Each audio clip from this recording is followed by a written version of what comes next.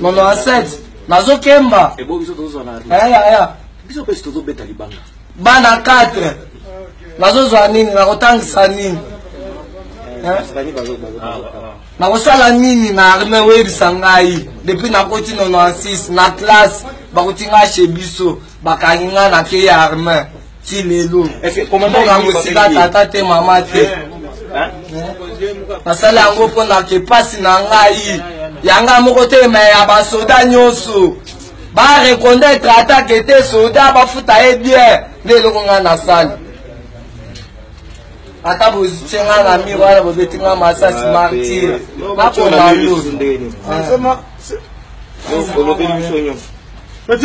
yaya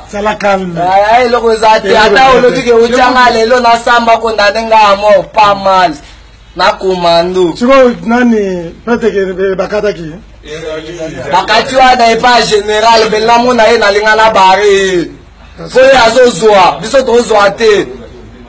bongo sikoyo toza na tipo te 1 yaya bokende otuna yango général major général anasema ukuwe ku région structuré pour soda mwasa kumia na ngai lisusu vraiment kende otuna yango général major balopinga maiko kwa population etina ngai sava yaya méchant kanda zuwa ziko yoka zuwa yoka nanu koloba lisusu mingi te po makila ezo bima pema nanu makila ebima na daye nasala ni basi bafilme nyonso mpo na bino bozwa bisengo biso tokembaka kaka soda kongo amonaka pasi ngai batangisa ngai komando akufaka na action na rate 5 liwa na opération na ville akatanga ebele abayebi ngai ebele ata otuni nga na yebi ngai oyo ayebi ngai depuis Mbujimayi oyo depuis Mbuji ayebi ngai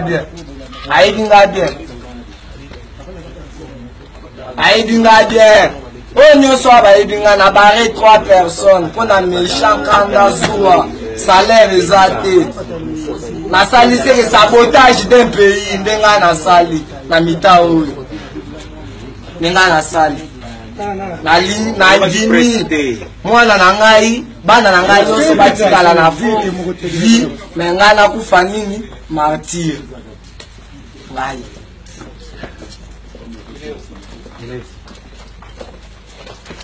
ce militaire azaki na site lobby boye mo colonel arme ozwaki yango wapi arme eza yanga soda nde natambolaka na arme ozalaka na unité nini naza elema ya régiment commando régiment commando ya wapi depuis kanina arme ozwaki yango wapi arme eza ya ngai badota ngai na unité na ngai kombo na yo nani kombo na ngai Mbui Chishiku Fabien de Mutara Bienzeka Mwina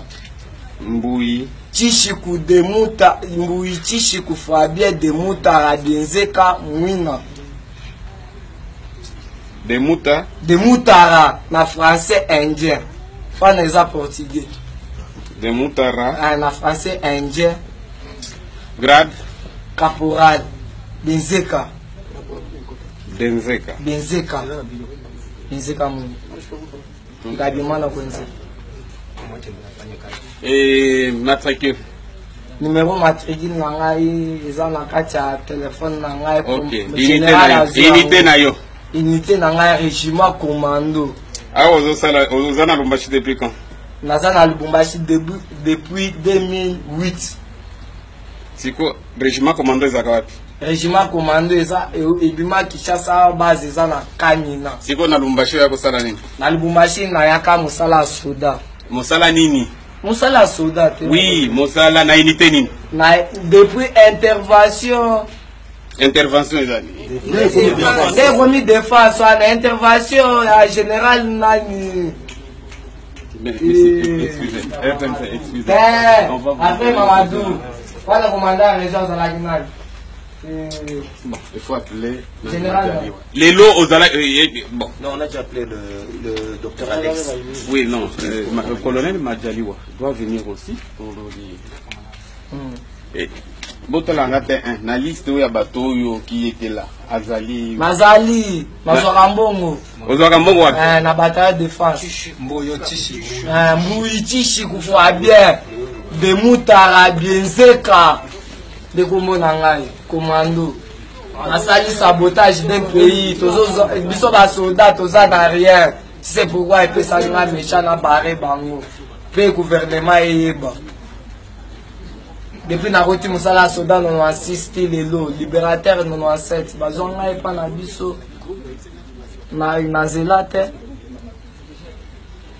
nakufi martyr ata condamné na komona yo pamba pasa oyo kala boka kifa cette monte mal commande pour ok bon totika ye nano quelques minutes bato batokelera bango nyonso bazongi pike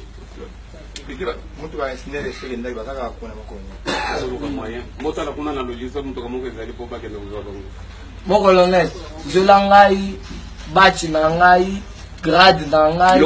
ezalazala eblo na kosamba na yango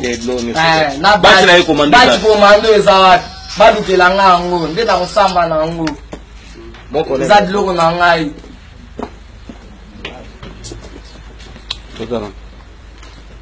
yaya na bare combien de personnes loba te ozobanga nini nga moto nabomi na bangi te ozobanga nini